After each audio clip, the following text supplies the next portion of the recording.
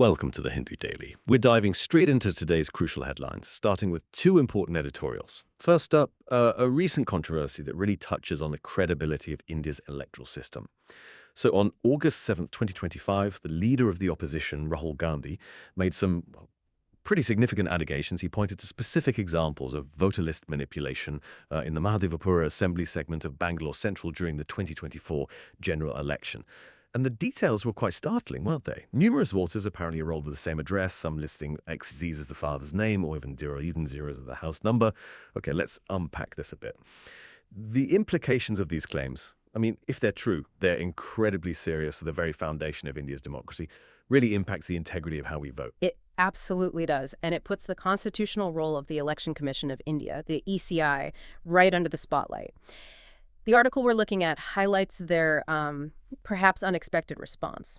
You see, Article 324 of the Constitution gives the ECI enormous powers. We're talking about the power to superintend, direct, and control electoral rolls, and crucially, to conduct free and fair elections. This power is so fundamental, it's considered part of the basic structure of India's democracy, which means, these core principles can't just be changed easily. Foundational. Exactly, foundational. However, on August 17th, the ECI held a press conference, and the chief election commissioner issued what the article describes as an unusual ultimatum to the leader of the opposition. Basically, either submit detailed evidence with a sworn affidavit or issue a public apology. The article suggests this action meant the ECI was joining a political slugfest, which seems, well, outside its constitutional mandate of impartiality. So this raises a really important question. When serious irregularities like these are flagged, what exactly is the ECI's constitutional obligation? And does issuing an ultimatum like that fall within the, let's say, judicious exercise of its powers? It makes you wonder about public trust, doesn't it? It really does, because that impartiality is key. The ECI's constitutional duty, you'd think, requires a really careful examination of irregularities this serious. Yeah. I mean, 80 voters at one address. That immediately raises red flags about ordinary residency, right? Sure. You have to ask, who approved these? Under what checks? These are basic questions that need clear answers for you, the voter, to have confidence. And here's where it gets really interesting. The article points to a specific live example. The Special Intensive Revision, or SIR, of electoral rolls happening right now in Bihar for their upcoming assembly elections. Yes, and looking at that Bihar SIR, the article argues it suffers from, well, legal infirmities. Firstly, the term SIR itself isn't actually found in the Representation of the People Act or the rules. More critically, it seems they used July 1st as the qualifying date for voter eligibility. But Section 14B of the Act clearly states the qualifying date should be January 1st. That's a significant legal point. Okay, so a potential violation of the law itself. Potentially, yes. And we've also seen media reports talking about chaotic conditions during this revision and the deletion of a huge number of voters, 6.5 million, or 65 lakh. The Supreme Court actually stepped in with an interim order telling the ECI to publish the names and, importantly, the reasons for these deletions. That was seen as a positive step for transparency. This whole situation kind of echoes a warning from way back in 1984 in a Supreme Court case, A.C. Jose versus Savan Pillai. Justice S. Murtaza Fazal Ali cautioned then about an ECI having unlimited and arbitrary powers and maybe a specific ideology, warning it could cause political havoc. So if we connect this to the bigger picture, it really underscores the delicate balance the ECI has to maintain. It has this powerful mandate, yes, but it must operate strictly within the defined legal framework and always appear impartial. That's vital for India's democracy to thrive. Absolutely. Now, let's pivot from the electoral process to a really critical economic discussion. We're looking at India's economic future and how a significant external threat is maybe acting as a wake-up call from internal issue. So India's economy is growing, right? $4.19 trillion, poised to be the world's third largest. But there's this potential formidable disruption on the horizon. Proposed 50% tariffs by U.S. President Donald Trump on about $40 billion of Indian exports. That's not small change. It could potentially shave almost 1% off India's GDP. And it would hit labor-intensive sectors, particularly hard-think textiles, gems, leather, footwear. But the article argues this isn't just about an external threat. It's deeply connected to India's own internal dynamics, specifically the economic empowerment of women. That connection is critical. India's vulnerability here is actually higher compared to, say, China. The U.S. accounts for about 18% of India's exports, so that reliance makes us quite susceptible. These proposed tariffs could put India at a significant cost disadvantage, maybe 30–35% against competitors like Vietnam, and the impact on women could be disproportionate. How so? Well, these sectors, textiles, gems, leather, they employ a large number of women, so a projected export decline of up to 50% directly threatens jobs for millions of women. And this comes on top of India's already low female labor force participation rate, the FLFPR. It's been sort of stuck between 37% and 41.7%, which is way below the global average and significantly lower than China's 60%. Wow, that's a big gap. It is, and the IMF estimates that just closing this gender gap could boost India's GDP by a staggering 27%. So this really raises an important question about India's demographic dividend, that window of opportunity with a young population. Yeah, that's expected to close around 2045, right? Exactly. So ignoring women's economic potential isn't just a social issue anymore. It's becoming a strategic liability for the economy, as this article really points out quite vividly. That intersection of the economy and social factors is what makes this so compelling. The article really digs into the persistent barriers stopping women from joining and staying in the workforce.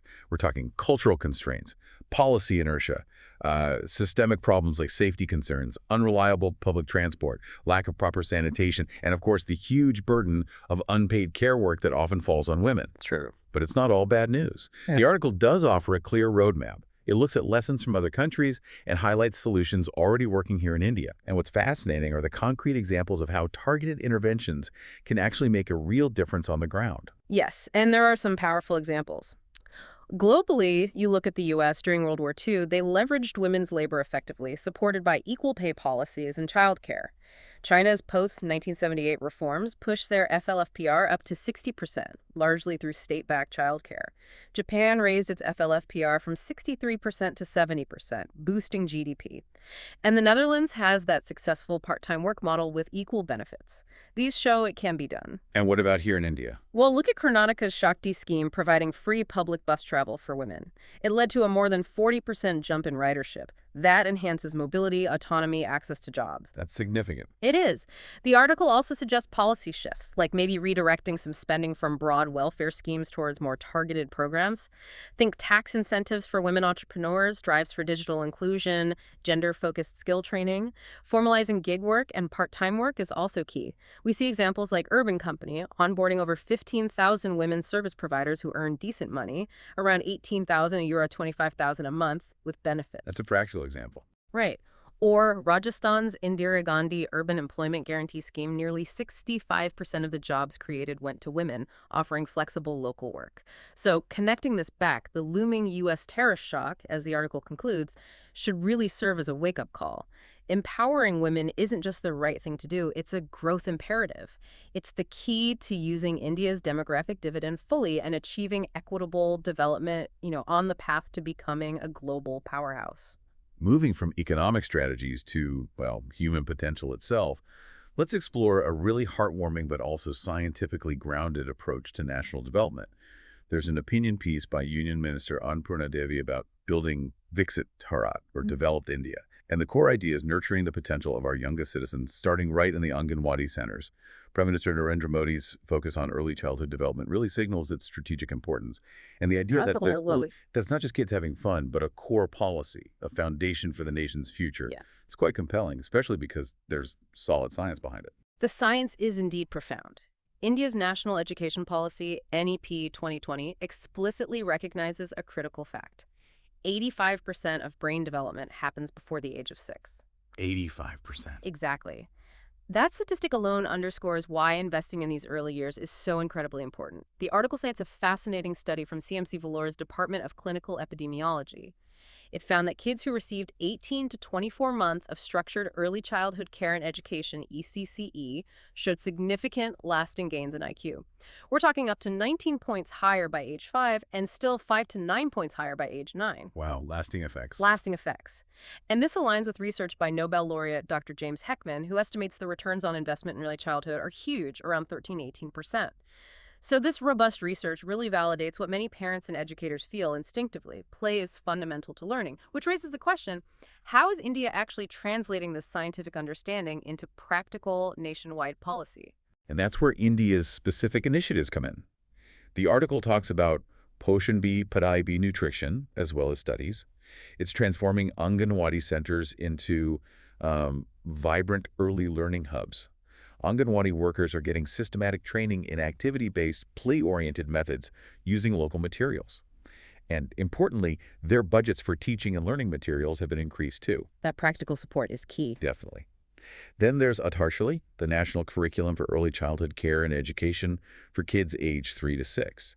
It's not just about ABCs. It focuses on holistic development, intellectual, emotional, physical, social well-being, all through structured play. Holistic, yes. And here's where it gets really interesting. Atarshali uses a 5+1 weekly plan. Picture this.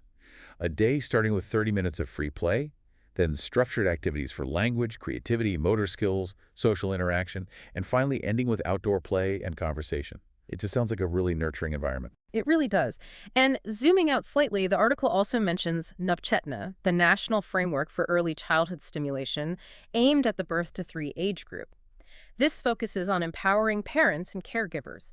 It gives them simple, play-based, age-appropriate activities they can do at home to nurture those very young minds. So involving parents directly. Critically important. It also highlights the state's role as an equalizer, helping bridge the gap for families with fewer resources, ensuring every child gets that vital early stimulation and care. And we're seeing a shift in perception. Parents are increasingly viewing Anganwadis not just as places for nutrition, but as the first crucial step in their child's educational journey. That's a profound change. Yeah. So the article's conclusion is clear. If India is truly aiming for Viksit Bharat, then play isn't a luxury. It's absolutely foundational to learning and to nurturing the potential of its youngest citizens. All right, now let's switch gears quite dramatically and challenge maybe a deeply held belief about how our own minds work. Okay, let's unpack this. What if I told you that your memories aren't like static files stored away in a cabinet, but are actually living, dynamic processes, constantly being rebuilt, reinforced, maybe even protected against fading away? That's a different way of thinking about it. It is. 2 new studies are suggesting this provocative idea. Memory isn't some fixed trace the brain makes, but it's a continuously active construction project. That really shifts the paradigm, doesn't it? One study published in Nature Neuroscience is particularly fascinating. They tracked over 2,500 neurons in mice, while the mice were learning to navigate a virtual track. They focused on what are called place fields. These are specific neurons in the hippocampus, the CA1 region, that basically act like GPS tags for spatial memory. The really surprising finding was that even the most stable memory signals, the ones that seemed fixed, were actually being reconstructed daily. This happened through a process called plasticity, essentially, neuronal rewiring. As one of the researchers, Sachin Vaidya, put it, memory may not be fixed by lasting synaptic strength, but instead may rely on a few stable synapses that re-trigger plasticity across the network each day. So it's not just relearning the same thing. No, it seems to be more complex. It's a dynamic mechanism that somehow balances stability, keeping the memory intact with flexibility, allowing for updates or modifications. Which leads to a really interesting question. How does the brain decide which parts of a memory to keep active and, rebuild? That is fascinating. And it gets even more intricate when you look at the molecular level, right? There's work by Saurav Banerjee on something called long non-coding RNAs, or LNC-RNAs. Yes, at the CA1 synapses. Right. These LNC-RNAs seem crucial. They appear to mark and regulate gene activity at those stable synapses, and apparently if you delete them, it causes memory problems. That points to their functional role. Exactly. But here's where it gets really interesting. Not only is memory actively rebuilt, but the article suggests forgetting might also be an active, deliberate process, not just passive decay over time. Like the brain is actively tidying up. That's a mind-bending idea, isn't it? Active forgetting. A study in Current Biology looked at fruit flies, and it provided some compelling evidence.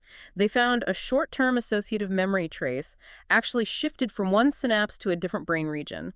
And there, it was actively dismantled by molecules like RAC1 and ephrin if it wasn't maintained or reinforced. Wow. It suggests forgetting is an orchestrated, multi-step process. And Banerjee's team found parallels in mammals. They identified an LNC RNA in the infralimbic cortex that disrupts fear extinction. That's the process process where learned fear responses fade. They also found a link to metabolism. An LNCRNA regulated ATP production energy at hippocampal synapses, so energy loss, perhaps from disrupted sleep, could literally lead to memory collapse. So sleep really is crucial for memory. It seems fundamentally linked at a molecular level. All this feeds into concepts like the cascade model and metaplasticity. Basically, a neuron's past activity makes it more likely to change again. Memory is shaped by experience and, crucially, sustained by practice. Think about the difference between spaced versus massed learning, cramming versus steady studying. Repeated activation, like steady studying, helps lock in memory through circuit remodeling. This involves molecular changes, protein synthesis, things that stabilize those connections. Makes sense? So connecting this to the bigger picture, as behavioral neuroscientist Tracy Shores puts it, the purpose of memory is not to reminisce about the past. We use memories to figure out what we should do now and in the future. Your brain isn't just a storage device, it's constantly rehearsing, tuning itself, getting ready to act. That's a powerful way to think about it. Okay, from the inner workings of the brain to the vastness of space. Let's kick off with some really exciting news about India's ambitious leap into human spaceflight. ISRO just had a major success with its first integrated airdrop test, the I-80T-1, on August 24th. This is a really crucial milestone for the Gaganyaan mission, India's first ever human spaceflight program. A big step. Absolutely. And the image itself is pretty striking, a dummy crew capsule weighing almost 5 tons being dropped from a helicopter. The whole point was testing its parachute system to ensure a safe splashdown. Quite a feat of engineering, wouldn't you say? It absolutely is. The technical goal of I-80T-1 was precisely that, to evaluate the parachute system. This system needs to slow the Gaganyaan crew module down safely after it re-enters the atmosphere, aiming for a gentle splashdown speed of about 8 meters per second. Precision is key there. Definitely. And it wasn't just ISRO working alone. This required extensive coordination between multiple agencies. The Indian Air Force provided the Chinook helicopter, DRDO contributed materials and safety systems, and the Navy and Coast Guard were on standby for recovery. Vikram Sarabhai Space Center, VSSC, handled the bulk of the activities, nearly 90%. Ground tests like these are absolutely critical. Ascent, descent, and recovery are always the riskiest parts of any crewed mission. A parachute failure, for instance, would be catastrophic. Unthinkable. Exactly. So what's fascinating here is the sheer scale of engineering and collaboration, and it raises an important question. How does this one successful test fit into the much larger, incredibly rigorous plan needed for a human-rated space mission? Right, because human rating is a whole different level of safety and reliability, isn't it? It means building in redundancies, fault detection, life support systems, things you don't necessarily need for an uncrewed satellite launch.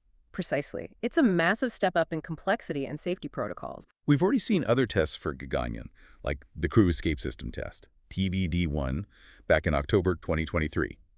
And there's another one coming up, TVD-2, which will simulate a more complex abort scenario. These are all steps leading toward the uncrewed Gaganyaan-1 mission, G1, which will actually fly with the humanoid robot Vyomitra on board. Testing the systems before humans go up. Exactly. And here's where it gets really interesting. The sheer number of tests ISRO plans to conduct. We're talking several thousand tests across all critical systems. Think about the Environmental Control and Life Support System, ECLSS, the Integrated Vehicle Health Management System, IVHMS. Every component needs to be proven. Every single one, ensuring everything is absolutely ready before astronauts are cleared for flight. And alongside this testing, there's been a huge push to indigenize technologies, developing everything from escape motors to specialized composite materials right here in India. That self-reliance is a major theme.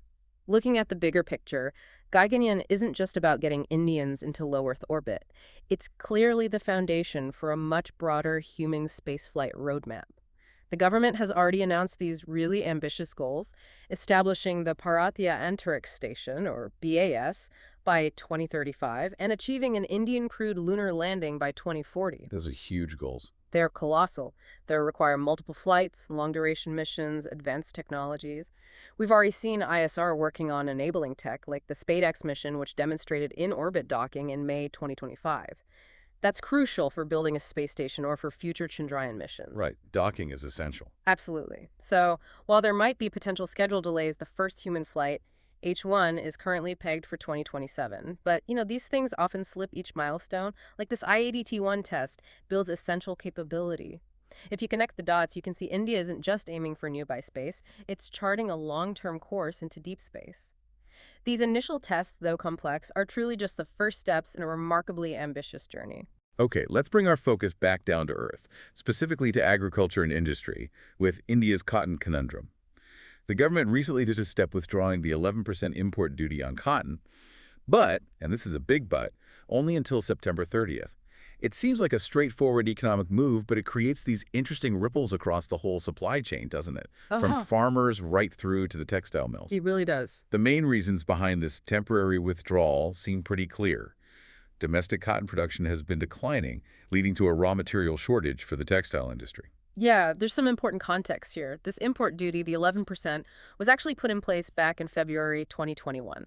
At that time, India had a cotton surplus producing around 350 lakh bales when the requirement was about 335 lakh bales. So the duty was meant to protect cotton growers. Okay, so circumstances have changed. Dramatically. Now, domestic production is down to 294 lakh bales. That's the lowest it's been in 15 years. But the domestic requirement is around 318 lakh bales. Big gap. This shortfall means India is projected to import a lot more cotton, maybe 40 lakh bales, mostly from places like Australia, the US, Brazil, and Egypt. So the government is trying to manage this situation. Yes, they've intervened through the Cotton Corporation of India, which bought nearly 100 lakh bales from farmers at the minimum support price, the MSP. And they've also hiked the MSP by 8% for the upcoming 2025-26 cotton season. But this temporary duty withdrawal. Well, what's fascinating is figuring out who really benefits and maybe who doesn't from this short window. Right, because the article points out the immediate impact is actually quite limited. Only about 2 lakh bales that were already on their way will likely benefit from this duty-free period before September 30th. So not a huge volume immediately. No. But it does seem to offer a definite benefit for garment exporters. It gives them more of a level playing field in the international market. Apparently, global brands often specify cotton from certain approved suppliers overseas, so removing the duty helps exporters access that specific cotton without the extra cost. Makes sense for competitiveness. Yeah. But here's where it gets really interesting. The perspective of the cotton farmers themselves. According to the article, they're not exactly thrilled with this move. That's understandable. The article quotes farmers like Ravichandran from Tamil Nadu and Kubru Shantakumar from Karnataka. Their argument is that removing the import duty discourages farmers from planting cotton, and it feels like a lack of support for them when prices might be squeezed by imports. A classic balancing act, then. It really is. And in response to this complexity, the textile industry has proposed some longer-term solutions, aiming for a more stable policy. One idea is to suspend the duty annually, but only during the non-peak season, say from April to September. That's when farmers have usually sold most of their crop anyway. Okay, so it wouldn't directly impact farmer sales prices as much. Potentially. Another suggestion is a 5% interest subvention on working capital for textile mills. This would help them buy cotton during the peak harvest season, especially benefiting smaller MSME units, and it might even reduce the government's need to spend so much on MST procurement. Interesting policy ideas. They are. If we connect this to the bigger picture, this whole cotton situation is a perfect example of that complex challenge. Balancing the need to protect domestic farmers, ensure raw material supply for a major industry, and maintain competitiveness internationally. It's a really intricate dance of agricultural and trade policy. Definitely complex.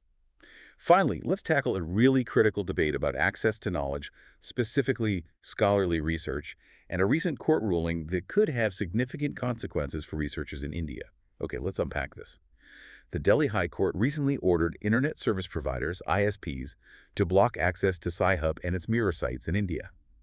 This decision effectively closes a major chapter in this long-running debate about who gets to read research papers and who has to pay, often quite a lot, for the privilege. A significant ruling. It is. It stems from a copyright infringement case brought by major international publishers, names like Elsevier, Wiley, the American Chemical Society, against Sci-Hub's founder, Alexandra Elbakian. Yeah, and this case really throws the spotlight on the, well, unique and often criticized economics of scholarly publishing, and Sci-Hub's role in it all, which has been controversial but also undeniably pivotal for many. Think about it. Unlike other creative fields, the scientists doing the research often aren't paid by the journals. In India, a lot of this research is funded by public money. Yet the publishers charge these, frankly, exorbitant subscription fees, sometimes lakhs of rupees for just one journal, and operate with profit margins often exceeding 30%. That model seems skewed. Many argue it is. The article presents Sci-Hub not just as, a pirate site, but as a symptom of dysfunction in the system. For countless researchers, especially those outside wealthy institutions, Sci-Hub has often been the only way to access necessary papers. So there's this stark tension, isn't there, between strict legal copyright enforcement and the broader public good, the need for access to knowledge for progress, which raises the important question. With Sci-Hub blocked, what is India doing to address this underlying dysfunction in a legal and fair way? And that brings us to the government's response. The One Nation, One Subscription Initiative, or ONOS. It was approved by the Union Cabinet in 2024, with a pretty hefty budget, 6,000 crore for its first phase for 2023 to 2026. A major investment. It is. The idea is for ONOS to negotiate bulk subscription deals with about 30 major publishers. This would grant public research institutions, and later possibly private ones too, access to around 13,000 journals. On the surface, it sounds like a potential solution. It does. But here's where it gets really interesting. Yeah. While ONOS sounds promising, the article highlights some significant criticisms and challenges that it faces. We need to look at those. Absolutely. Critics argue ONOS might actually be an expensive detour, especially when you consider the global shift towards open access. Over half of scientific papers worldwide are already open access now, freely available. Plus, the US and EU have mandates coming in from 2026 requiring federally funded research to be made open access immediately. So ONOS is kind of swimming against a growing tide. So it might lock India into an older model. That's the concern. Also, ONOS still leaves independent researchers and many private institutions needing to pay hefty fees for journals not covered by the scheme. It doesn't fundamentally fix the structural flaws, it reinforces dependency on foreign publishers, and Indian researchers still end up transferring the copyright of their own, often publicly funded, work.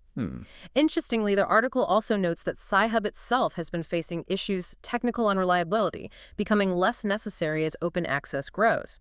So the High Court's injunction might be decisive less because of its legal sting and more because the research community in India is already kind of moving on, looking for other solutions. So if ONOS isn't the perfect solution, what are the alternatives? Well, the article suggests focusing on truly eradicating the disease rather than just managing symptoms. How? Firstly, by making ONOS itself more efficient, regularly asking researchers which journals are actually useful, and keeping other access options open, like paying per article for really niche journals. Secondly, and maybe more importantly, fostering India's own publishing capacity, redirecting funds, perhaps saved from bulk subscriptions, towards building and managing institutional repositories. These are online archives where universities can host their own research openly. Instead of just paying publishers for open access fees. Exactly. Keep the control and access within India. And thirdly, implementing a national rights retention policy. This is something places like Harvard and MIT have done. It would require researchers to deposit their work into these open repositories, regardless of what publishers' agreements say. This keeps control with the researchers and ensures wider public access for journalists, activists, independent scholars, everyone. That sounds like a more fundamental shift. It is. Sci-Hub became this powerful symbol of resistance against what many saw as publisher profiteering. Now, following the Delhi High Court order, the crucial question is whether ONOS will genuinely step up to solve the underlying pathology of publishing, providing seamless, fair, sustainable access. Or will it just end up being an expensive way to manage symptoms within a system that still needs fundamental reform? Thank you for listening. If you want to provide suggestions, please contact on Twitter handle given in the episode description. As always, we are eager to hear what our listeners want to be informed about. We wish you a great day.